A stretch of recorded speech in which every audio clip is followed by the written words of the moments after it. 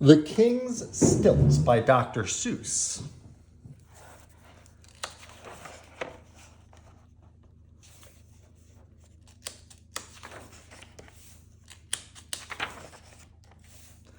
Naturally, the king never wore his stilts during business hours.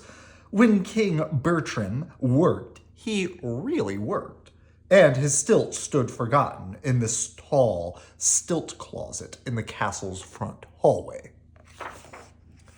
There was so much work to be done in the kingdom of Ben that King Bertram had to get up every morning at 5, long before the townsfolk and the farmers were awake. The king was splashing away in his bath. It was right there, in fact, that his day's work began. With his left hand, he could bathe with his royal bath brush, but his right hand he always had to keep dry for signing the important papers of the state. Eric, his page boy, brought in these papers on a big silver tray. He stood at attention at the foot of the tub, while old Lord Droon took the papers one by one and held them over the water for his majesty to sign. "Sign here, sign there," old Droon would say, "and hurry, sire, hurry. There are hundreds more to come."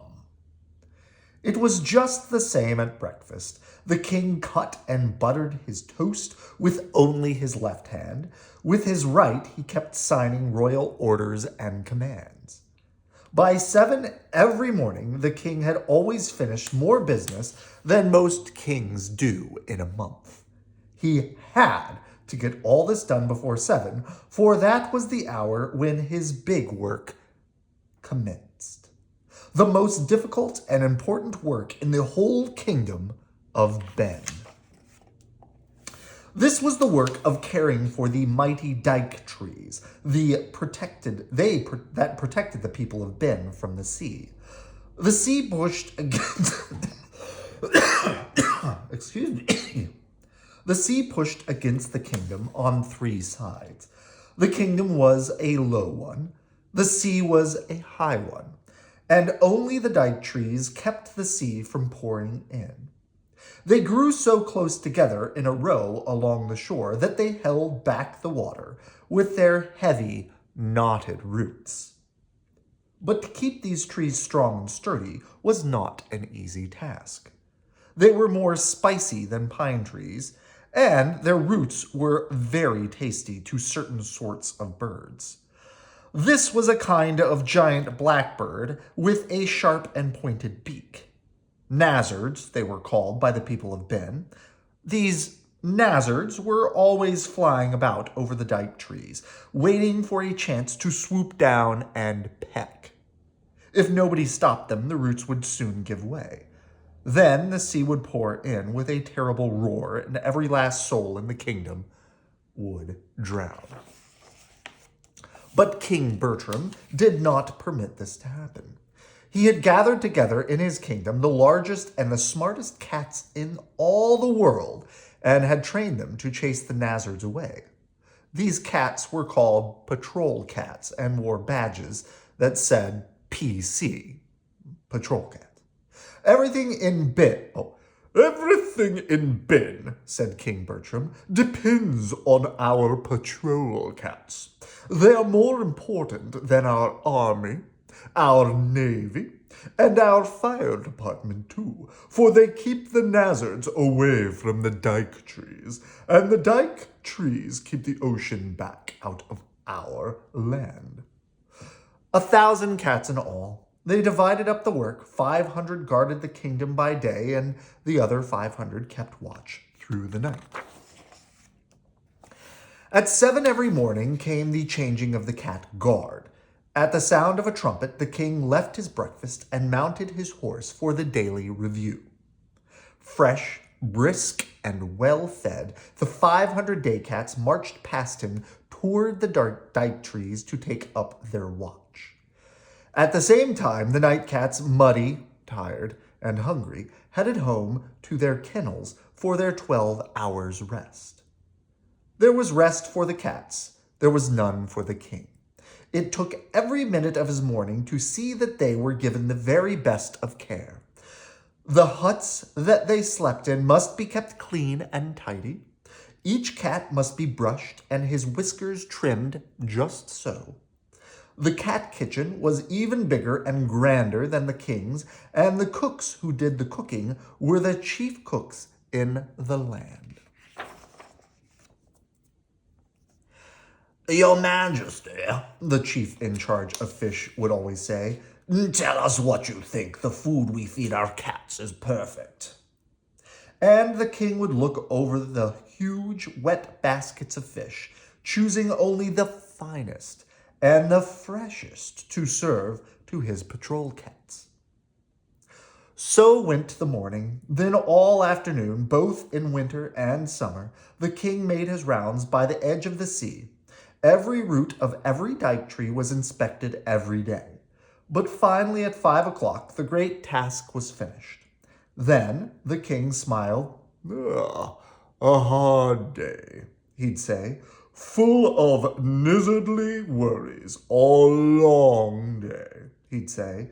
"Now it's time for some fun." This was the moment King Bertram lived for. When he worked, he really worked. But when he played, he really played. "Quick, Eric," he'd shout. "Quick, Eric! Oh, the stilts!" Down the slope from the dike trees, away from all the troubles, the king and Eric would race like two boys straight to the tall stilt closet in the castle's front hallway. Out came the stilts. Up leapt the king. High in the air, his royal robes streaming, he'd race through the marble halls, out across the terrace. Up and down the garden stairs, black spotted coach dogs barked and romped beside him, nipping at the heels of his flashing red stilts. The townsfolk looked on from the walls and just loved it. "Ha! A grown-up king on stilts," they'd say. "Does look rather strange, but it's hard work being king, and he does his work well. If he wants to have a bit of fun, sure, let him have it." But there was one man in Ben who didn't like fun. He didn't like games. He didn't like laughing. This man was a scowler. This man was Lord Droon. "Laughing spoils the shape of the face," he declared, "and lines at the corners of the mouth should go down." Every afternoon, when the stilt hour drew near, Lord Droon would slink away to his room in the northwest tower and sulk. Such carryings on," he would mutter in disgust, as he spied on the king from his window. "Look at his crown, bouncing up and down on the side of his head. Look at his beard, flapping in the wind. Look at him laughing, right out in broad daylight, in front of the townsfolk. I must do something about this." And one day, he did. On Wednesday, just before supper, when he thought the king was out, Lord Droon tiptoed down to the front hall. The guards at their posts were dozing. Without the smallest sound on the hard stone floor, Droon crept to the stilt closet, pulled back the ancient door, and reached in. It took only a second. He had the king's stilts. He unbuttoned the top of his long robe and shoved them down inside, and then he sneaked past the guards again and slipped through the door. Down the steep slanting stairway, Lord Droon marched with the stilts, down to the furnace to burn them. This is the end of the king's foolish stilt-walking," he mumbled to himself. And suddenly, From around the bend of the stairs below came the sound of happy whistling. The king! Lord Droon stopped still, almost frozen with fright. He tugged and pulled at his long flowing gown, struggling to cover the stilts. But he couldn't. The ends were too long and stuck out. Droon! Droon, gasped Lord Droon. You'll be caught. He turned and fled back up the stairway. Nearer and nearer came the king, but Droon couldn't climb any faster. The stilts clattered, they banged and spanked against his knees. He looked up and saw a window. Stepping up to it quickly, he poked his head out. He looked down into an alley. A small boy was passing. It was Eric, the page boy. Psst! You! Lord Droon hissed in a hoarse, nervous whisper. Eric looked up astonished. Yes, sir? He bowed politely. Take these stilts, commanded Lord Droon. Take them away. Bury them, deep where no one can find them. Bury them up by the sea by the dike trees. Lord Droon flung the stilts from the window. The king's stilts? Bury them? Eric didn't know what to do. Oh, it will spoil all His Majesty's fun, he stammered. You're impudent, said Lord Droon harshly. I said bury the stilts.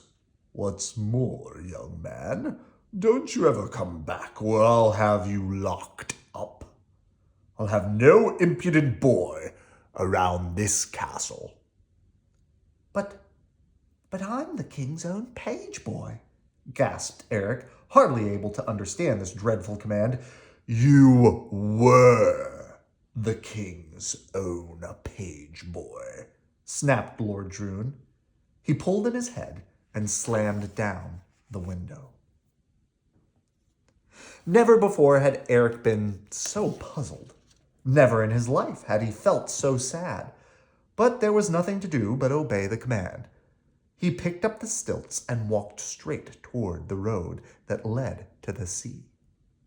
It was the hour that the townfolk were all having supper. Nobody saw him dig the deep hole.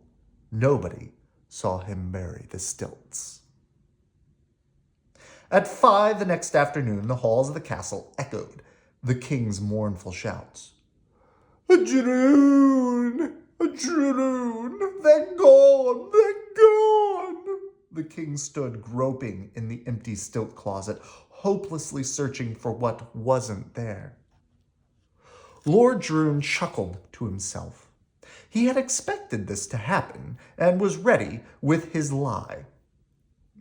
It was the townfolk who did it, he said, peering into the stilt closet and pretending to be greatly shocked. I've seen them every day plotting behind the castle walls. A king, they say, should behave like a king and sit with pomp and dignity upon his royal throne. A king, they say, should never walk on stilts. It's too bad, Your Majesty, but you must try to do without them. King Bertram answered with a heartbroken sigh. Oh, well, I'll try to do without them. But he couldn't. Day after day, he grew sadder and sadder. For long hours, he'd just sit, idly drumming with his fingers on the arm of his throne. He couldn't keep his mind on his work.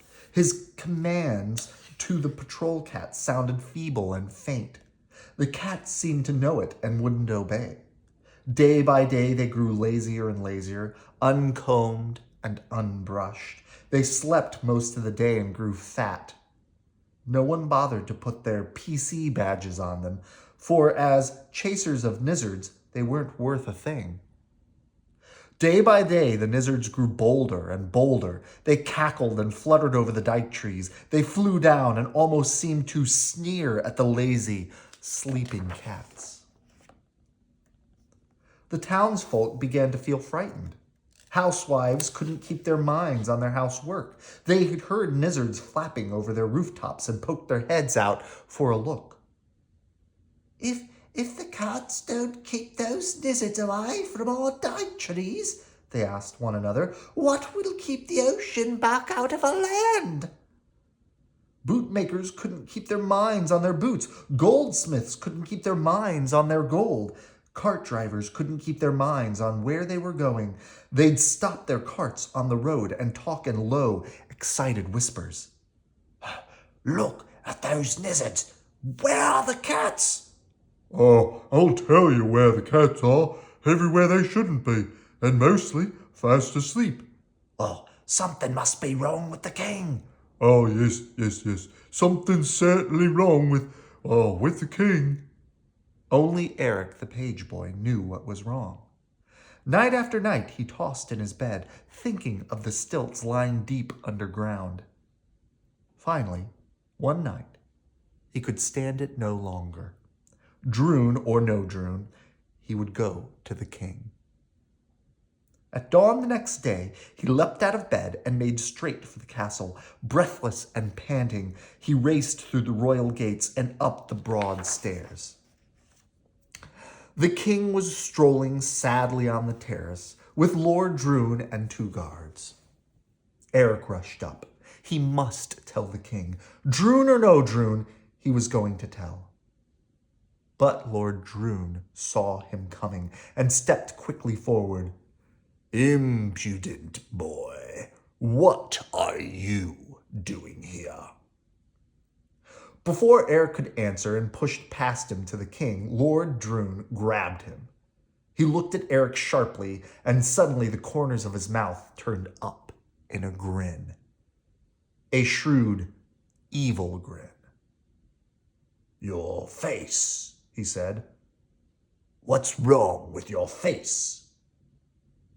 My face? Said Eric. He rubbed his hands over his forehead. It was merely hot and moist from running. Oh, nothing at all is wrong with my face. It's red, said Lord Droon, with the sly look he always had when he lied. It's awfully red, always awfully red. Measles, he shouted. Ho, guards, take him away. Lock him up. Oh, I haven't measles any more than you have, shouted Eric. It's a trick, a nasty, droonish trick. Let me talk to the king. But they dragged poor Eric, fighting and kicking, away from the king and down the castle stairs. 5 minutes later, Eric found himself locked up in an old, deserted house on the edge of town. From the second-story window, he could see the 2 guards, spears crossed, just below him, barring the door. Through the roof, he could hear the noises of the lizards. Their beaks were hard as iron and scratched through the air. Eric shuddered. There must be a way to escape. Round and round the room he paced, thinking and thinking. He went to the window and looked down again, and then he whistled softly. He had an idea. Very quickly, Eric slipped off his belt. He pushed the end through the buckle and made a lasso. Then he leaned from the window and aimed for the spear point. He dropped the loop. It caught. He jerked the belt tighter and tied a quick knot. Look, guards, look, shouted Eric as he jumped up on the windowsill. Your spears are tied together. If the guards had dropped their spears, they could have caught him in a second, but they didn't. They just yelled at each other and yanked and tugged, stupidly trying to pull the spears apart. By the time they finally had them untied, Eric had sprung to the tree outside his window, slid down the trunk, and quietly escaped. Eric ran. Through the backyards and alleyways to escape the angry guards. The streets were deserted. No people at all. They were all at home, trembling with their window shades pulled down. The air was full of the chittering and chattering of lizards. They were cutting through the clouds like flying black knives, flying nearer, flying lower, down to the earth to eat the dike tree roots, soon to let the sea pour in. Eric ran. He turned a corner. He stopped and stared with horror. Flowing gently toward him down the sloping alley came a little trickling stream. "Water," he whispered hoarsely. He dipped in his finger. It tasted of salt. "Sea water." One dike tree must have already been eaten clean through. "Oh, not a second to lose," gasped Eric. "I must dig up the stilts." Up the hill to the dike tree where the king's stilts lay buried, right into the very thick of the lizards. They flapped and screeched about him. They hissed as he dug. "Gritch! Gritch!" snarled the lizards. "Oh, gritch to you!" snapped back Eric, furiously pelting them with fistful of mud. The harder they fought him, the faster he dug. The fingers touched the stilts at last. He pulled them from the ground. Stilts bouncing on his shoulders, Eric ran. The road to the castle took him back through the town. The streets were still deserted. Close by the door of an old tailor shop, Eric stopped for an instant to rest. The stilts had begun to hurt his shoulders. "Oh, those two stupid guards," he thought. "I wonder where they are." He found out all too soon. From around the corner, at his very elbow, suddenly bellowed the angry voice of old Lord Droon. "You guards indeed, to let a little pipsqueak of a boy tie up your spears. Dunderheads! Search every street, every house."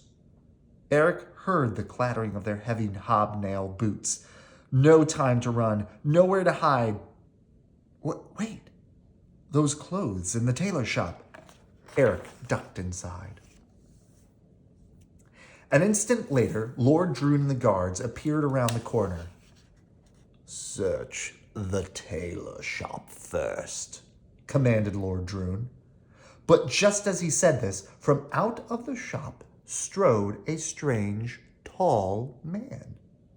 There was something very odd about the hang of his robe. His hat was pulled down far over his eyes. "Those eyes," muttered Droon.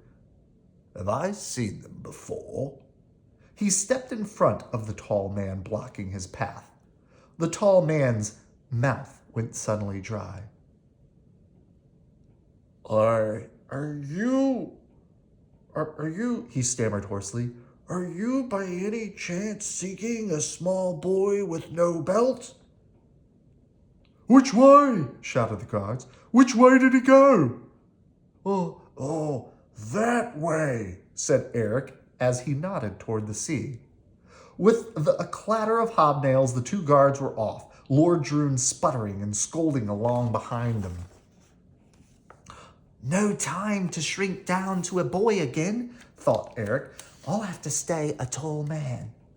On to the castle Eric raced in his disguise, over fences and thickets, through orchards and fields of corn.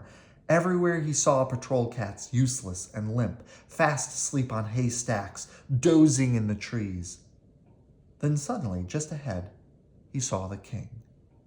He was sitting on a little pile of stones just outside the castle gate. His robe wasn't pressed, his crown wasn't shined, and he had deep sad circles under both of his eyes. Your Majesty, shouted Eric as he clattered up behind him. The king paid no attention. Eric leaned down and shouted right into his ear. Very slowly, the king turned his head.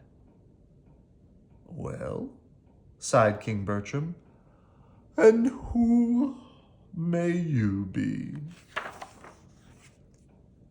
I'm Eric, cried Eric.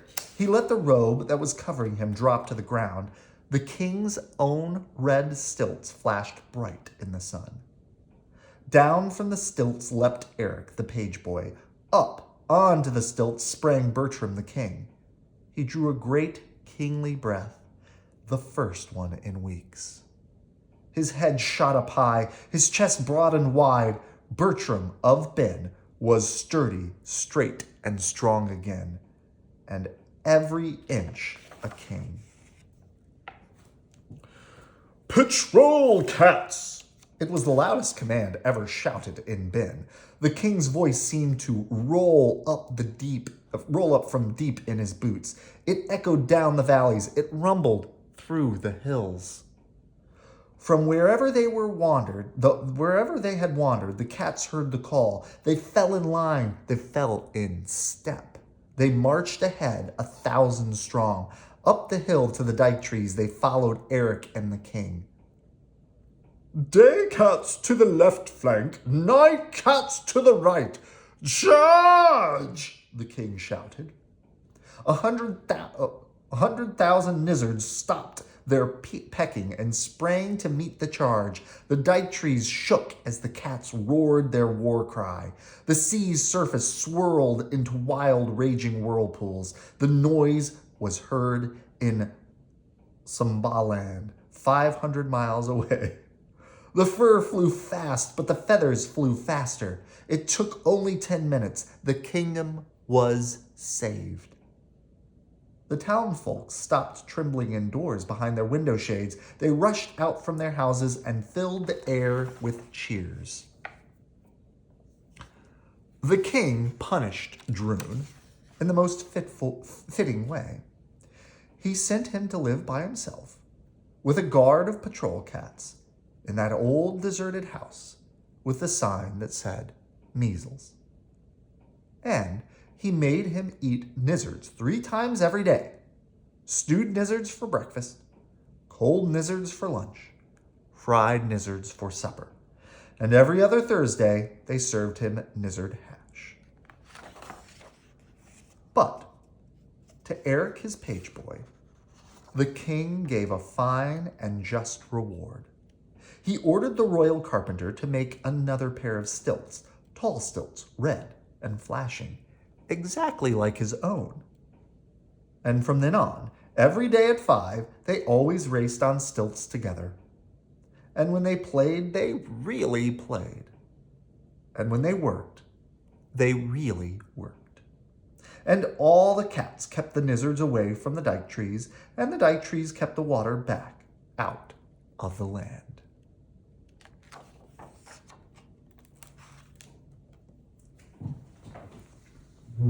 Good night. I love you.